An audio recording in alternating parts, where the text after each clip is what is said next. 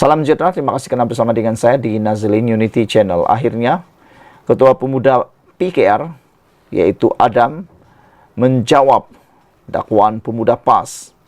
Ada orang sasau lepas hilang kuasa. Wah, hebat.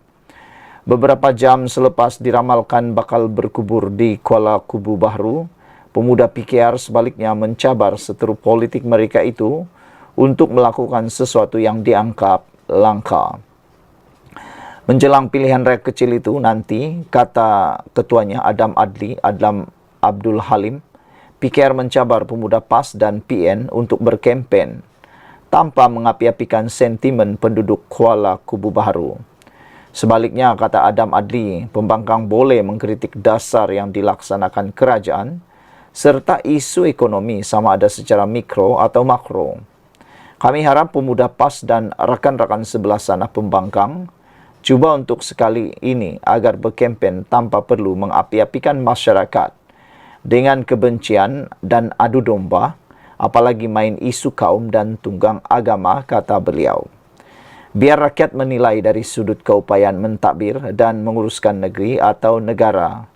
Jangan ajak rakyat berfikir guna kacamata sempit perkauman dan agama yang tak membawa untung apapun buat rakyat, kata Adam. Tak perlu serang dan fitnah peribadi pemimpin, katanya dalam kenyataan hari ini. Pagi tadi, Ketua Pemuda PAS Afnan Hamimi Taib Azamuddin menjangkakan pengundi Kuala Kubu Bahru akan menguburkan kerjasama BNPH dalam pilihan raya kecil PRK pada 11 Mei ini.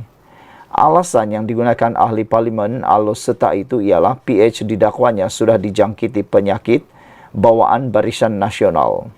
Semua kerja tak jadi. Kempen PRK Kuala Kubu Bahru akan bermula secara rasmi pada Sabtu ini apabila penamaan calon berlangsung sebelum pengundi membuat pilihan pada 11 Mei.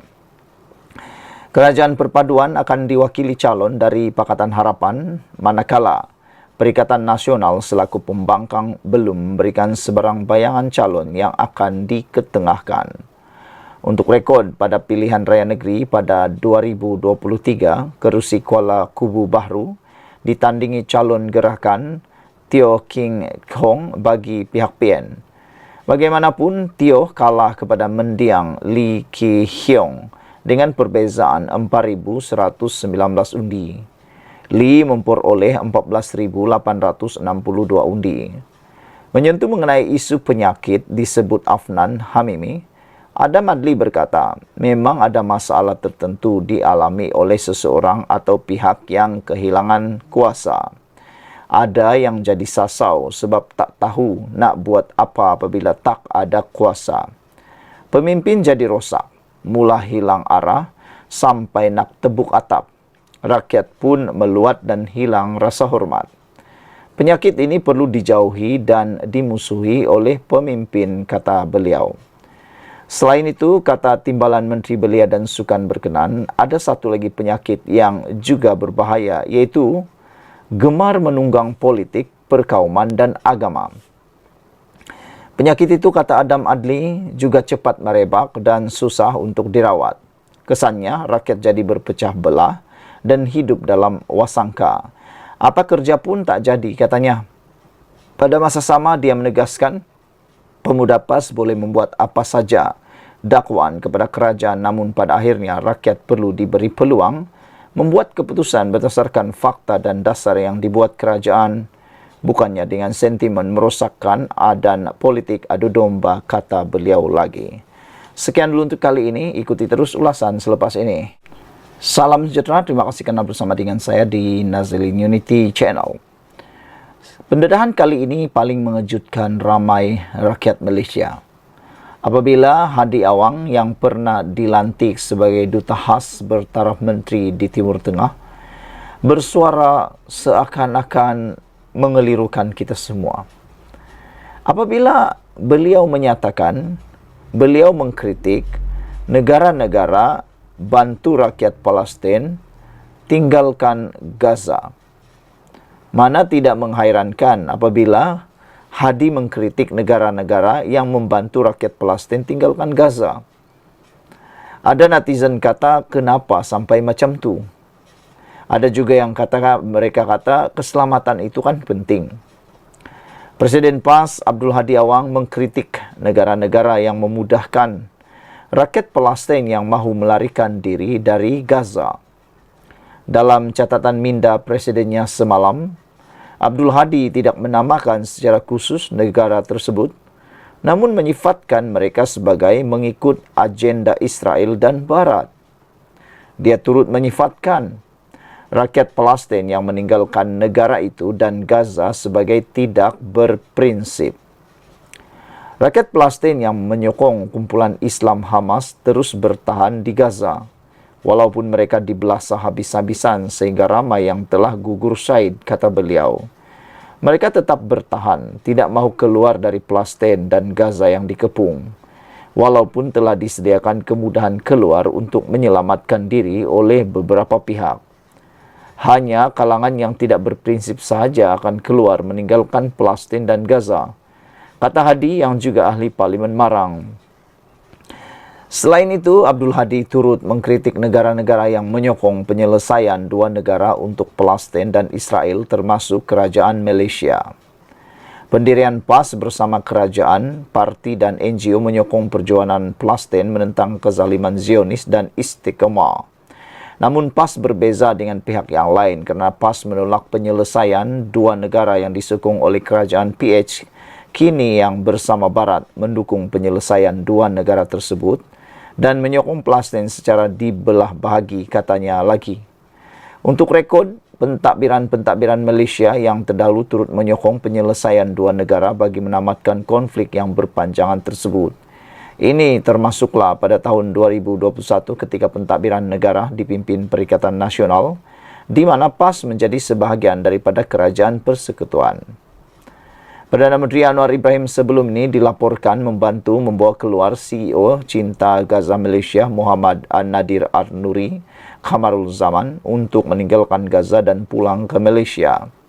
Menurut laporan Sinar Harian, pada 13 April lalu, isteri Nadir, seorang warga Palestin, dan anak-anak mereka berada di Gaza selama 6 bulan sejak konflik antara Israel dan Palestin tercetus pada Oktober lalu.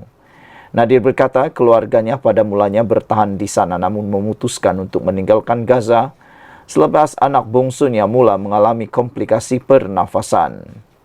Menurut laporan itu lagi, Nadir berkata dia menghubungi beberapa ulama di Palestin dan Malaysia bagi mendapatkan pandangan berkenan hukum meninggalkan medan perang di Gaza. Katanya dia menerima jawapan yang sama, iaitu wanita dan kanak-kanak dibolehkan keluar selagi ada niat untuk kembali di sana apabila keadaan mengizinkan. Kami beristikharah dan bertawakal. Perjuangan tidak akan berakhir tetapi tetap diteruskan walaupun tidak berada di sana, katanya lagi seperti dipetik. Beberapa netizen bercakap tentang komen ini, kata mereka, kita kena menggunakan otak, kata mereka lagi. Ada juga yang berkata, Hadi patut dihantar ke sana, kata mereka. Cakap tak serupa bikin kritik dan kritik, kata mereka. Ada juga yang kata Blue Panther kata di Malaysia kini dah diberi tugas duta khas ke Timur Tengah. Dia duduk besarkan saja, katanya. Tak bekerja seperti yang dihendaki. Ada juga yang kata beliau makan gaji buta. Apa yang dia buat selama 33 bulan untuk cuba cari penyelesaian di Timur Tengah, soal netizen. Dia duduk marang tiap bulan dapat gaji, katanya. Sekarang pandai pula cakap macam-macam. Katanya. Ada juga kata Black Panther, inilah pendirian bekas duta ke Timur Tengah. Pergilah ke Gaza dan jasamu akan dikenang buat selama-lamanya, kata Black Panther. Sekian dulu untuk kali ini. Jangan lupa tinggalkan komen anda, tekan butang subscribe. Kita jumpa lagi. Bye-bye. Selamat petang, salam sejahtera. Terima kasih kerana bersama dengan saya di Nazalin Unity Channel. Hari ini satu lagi pendedahan menarik berkaitan dengan Tun Mahathir Mohamad yang ramai tak tahu. Rupa-rupanya menurut laporan ini, Mahathir takut dengan bayang-bayang sendiri, dipetik dari myKM.net. Beberapa tahun kebelakangan ini, kita melihat Suruhanjaya Pencegahan Rasuah Malaysia SPRM mula mengambil tindakan drastik dengan menyasar tokoh-tokoh ternama serta individu berpengaruh yang disyaki terbabit rasuah. Malah ada antara mereka ini sudah didapati bersalah dan sedang menjalani hukuman kerana terbukti terbabit rasuah. Saudara pengarang, tindakan SPRM ini juga bertepatan dengan hasrat rakyat yang mahu jerung-jerung ini disiasat dan didakwa jika terbukti terbabit rasuah. Ini juga kerana ada beberapa soalan sembang kopi yang membelenggu masyarakat mengenai bagaimana mereka mampu mengumpul kekayaan luar biasa sedangkan negara juga bergelut untuk meningkatkan kadar pendapatan negara setiap tahun, ditambah krisis keuangan dunia selain rakyat yang berdepan peningkatan kos sara hidup saban tahun. Siasatan ke atas individu-individu ini juga berkait rapat dengan pendedahan bahawa mereka memiliki harta yang melampau banyaknya dan hidup mewah. Baru-baru ini juga, bekas Perdana Menteri Tun Dr. Mahathir Mohamad acap kali mengeluarkan kenyataan membela anak-anaknya susulan siasatan dijalankan SPRM. Amat pelik apabila Tun Mahathir ini mempertikaikan siasatan dijalankan SPRM. Sedangkan beliau juga yang memperjuangkan konsep rule of law sebaik parti komponen di bawah pimpinan beliau memenangi pilihan raya umum yang ke-14. Apa yang menjadi kemuskilan ialah, sebagai rakyat, saya sendiri menjadi ragu-ragu sama ada Tun Mahathir ini yang pernah menjadi orang nombor 1 dalam pentadbiran negara bagi tempoh yang lama, memahami konsep rules of law yang beliau sendiri canangkan. Atau Tun Mahathir mula berpura-pura kurang bijak apabila anaknya pula yang disiasat. Takkan beliau tidak tahu siasatan mana-mana agensi penguatkuasa bukan satu bentuk hukuman kerana hukuman ditentukan oleh mahkamah. Sesiapa yang didakwa di mahkamah mempunyai hak untuk membela diri dan seseorang itu kekal tidak bersalah selagi tidak dibuktikan bersalah. Kepada Tun M, bertenanglah. Anda orang terpelajar. Tak perlu takut dengan siasatan ini. Kerana Malaysia bukan mengikut hukum rimba. Melainkan jika takut siasatan dijalankan akan menyingkap sesuatu yang mungkin tersembunyi sekian lama. UTV ditulis oleh Ahmad Ibrahim Hussein, Alor Serta Kedah. Mahathir takut dengan bayang-bayang sendiri. Saudara-saudara sekalian, pendedahan ini memang luar biasa. Tambahan lagi dengan pepatah Melayu mengatakan, berani kerana benar, takut kerana salah. Kalau memang benar, buat apa takut untuk disiasat. Tapi kalau terbukti salah, memang patutlah untuk takut. Sekian dulu untuk kali ini. Jangan lupa tinggalkan komen Anda. Ikuti terus ulasan selepas ini. Salam sejahtera, terima kasih kerana bersama dengan saya di Nazilin Unity Channel. Kalau kemarin Muhyiddin Yassin menyelar Perdana Menteri Anwar Ibrahim sebagai Perdana Menteri yang bodoh jika tidak tahu apa-apa tentang titah tambahan edindum, titah tambahan tahanan rumah Najib, ini pula balasan balik daripada Fahmi Fadzil untuk Muhyiddin Yassin. Fahmi Fadzil kata bawa balik menantu dulu Muhyiddin, baru cakap tentang tata kelola, tentang kerajaan perpaduan yang ada sekarang ini. Dan di ruangan Malaysia kini juga menulis, membalas Muhyiddin Yassin yang menyelar Anwar Ibrahim dengan gelaran yang tak senonoh itu dengan Setiausaha Politik Perdana Menteri Muhammad Kamil mengatakan bahawa Muhyiddin agak biul, tak faham peranan fungsi lembaga pengampunan. Jadi hari ini, ramai netizen yang sangat bersetuju, ramai juga netizen yang men-share video-video seperti ini supaya lebih ramai orang tahu bahawa Muhyiddin lah yang patut bertindak lebih dahulu memahami tentang undang-undang Malaysia, khususnya membawa balik menantu beliau yang selama ini belum balik ke Malaysia lagi dan dianggap sebagai melarikan diri. Kata mereka, Muhyiddin Yassin kalau betul pintar dan bijak pandai, bawa dulu balik menantu yang melarikan diri itu, barulah nak komen sana sini. Kata mereka, nanti terkomen diri sendiri, terjerat diri sendiri, terkena di muka sendiri, meludah ke langit, kena batang hidung sendiri, kata netizen lagi.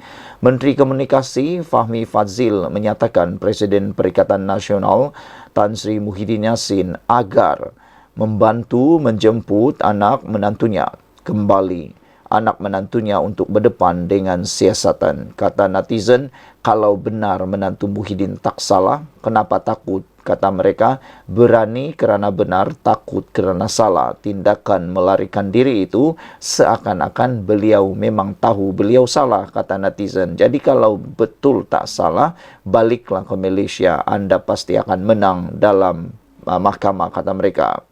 Sebelum beliau beri apa-apa komen, kata Fahmi, saya sarankan Muhyiddin Yassin bantu pihak berkuasa jemput kembali his son-in-law who is on the run, kata beliau. Don't talk about KKB dan PRK, kata beliau lagi. Dalam bahasa Inggeris, beliau kata, bring back your son-in-law and then you are in a better position to talk because he is a fugitive from justice, kata Fahmi lagi. Fahmi juga menambah sepatutnya sebagai seorang pemimpin, apalagi bekas Perdana Menteri, beliau sepatutnya menjadi teladan kepada ramai orang berkaitan dengan perundangan Malaysia. Fahmi Fadzil kata, Muhyiddin seharusnya menjadi contoh baik dan arahkan menantu balik ke Malaysia dan berdepan siasatan yang telah pun dimulakan.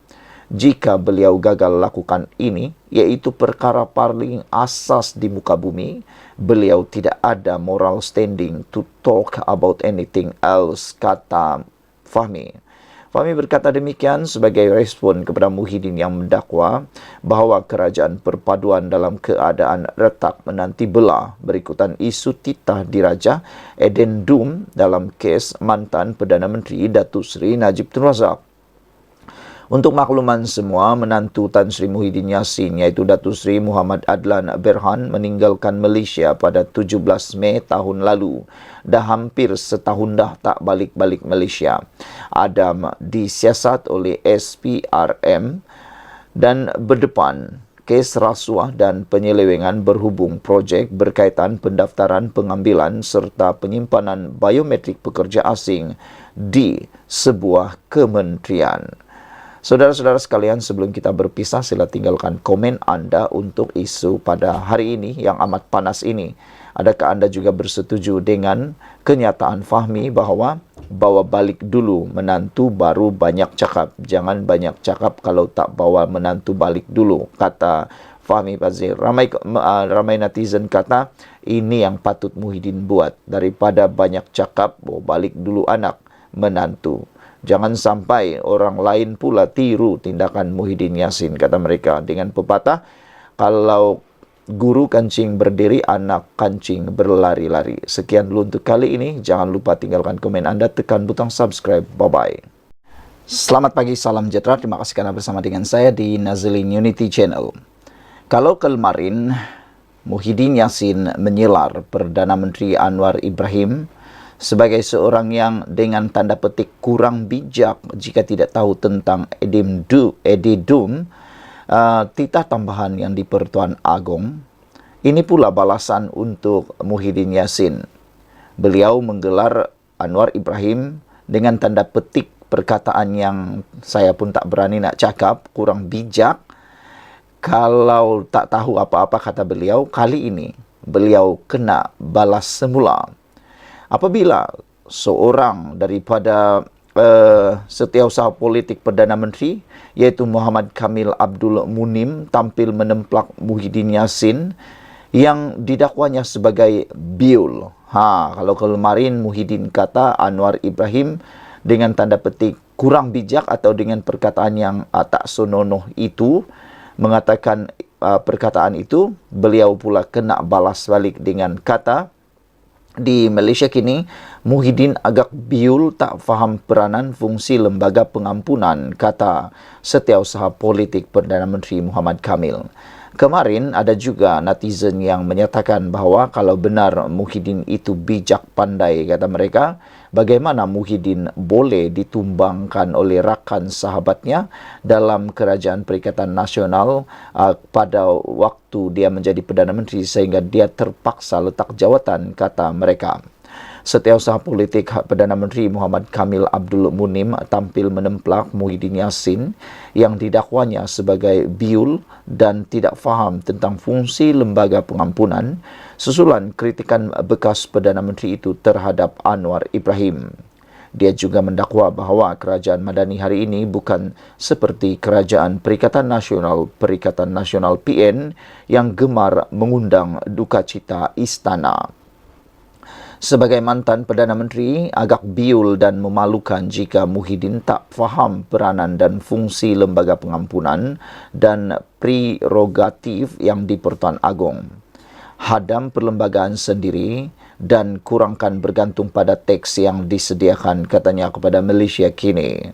Muhammad Kamil mengulas kenyataan Muhyiddin yang melabel Anwar sebagai Perdana Menteri yang bodoh jika dia tidak tahu berkenaan dakwaan kewujudan titah edendum agar Najib Razak menghabiskan hukuman penjara menerusi tahanan di rumah. Sebelum ini, Anwar berkata bahawa afidavit yang difailkan oleh Timbalan Perdana Menteri Ahmad Zahid Hamidi untuk menyokong usaha bekas Perdana Menteri Najib Razak menjalani baki hukuman di bawah tahanan rumah dibuat atas kapasitinya sebagai Presiden UMNO. Ketika berkata demikian, Anwar menegaskan bahawa kerajaan tidak akan campur tangan dalam keputusan lembaga pengampunan dan menegaskan bahawa titah yang di-Pertuan Agong semasa mesyuarat lembaga adalah muktamad dan tidak boleh dicabar. Muhyiddin sebaliknya membinas Anwar dan melabelnya sebagai Perdana Menteri yang bodoh. Mengulas lanjut, Muhammad Kamil bagaimanapun mempertahankan pendirian bahawa kerajaan tidak akan campur tangan dalam urusan yang di-Pertuan Agong dan Majlis Raja-Raja. Ini beza kerajaan Muhyiddin dan kerajaan hari ini yang menjunjung dan hormat kepada institusi diraja. Segala keputusan dibuat melalui tata cara dan penuh adab menurut perlembagaan. Tidak seperti tindakan kerajaan Muhyiddin yang menarik semula ordinan darurat yang mengundang rasa duka cita seri paduka, katanya. Ketika pentadbiran Muhyiddin, Al-Sultan Abdullah Riyatuddin Al-Mustafa Bilal Shah melahirkan rasa duka cita baginda dengan pengumuman pembatalan ordinan darurat di Parlimen. Ramai pihak sebelum ini berpendapat pembatalan tersebut dibuat secara tidak berperlembagaan. Dalam afidavit yang difailkan di Mahkamah Tinggi Kuala Lumpur pada 9 April, Zahid yang juga Timbalan Perdana Menteri menyokong dakwaan Najib mengenai titah tambahan diraja supaya baki hukuman penjara digantikan dengan tahanan rumah.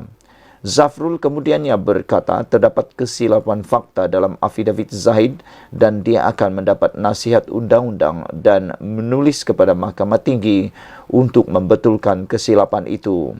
Ditanya mengenai titah tambahan itu, Anwar enggan mengulas dan sebaliknya berkata ia adalah bidang kuasa lembaga pengampunan. Beberapa komen daripada netizen pada ruangan Malaysia kini, ada yang kata rindu zaman Najib, ada juga kata yang sini sakau, yang sana pun sakau. Perdana Menteri X terbaik berbanding yang lain, kata beliau. Muhyiddin taulah jangan cakap yang bukan-bukan, kata beliau. Ada mesyuarat ke macam mana boleh tambah-tambah-tambah, kata Violet. Tok Mudin kata biul atau tidak jika Perikatan Nasional boleh batalkan pengampunan penyakau besar negara dan kekalkan hukuman asal, saya akan pangkah PN dan pada PR-nya nanti, kata beliau. Tapi kalau tak boleh, malaslah nak memangka, semua sama je, tak boleh buat apa-apa, kata beliau. Sekian dulu untuk kali ini, jangan lupa tinggalkan komen anda, tekan butang subscribe, bye-bye.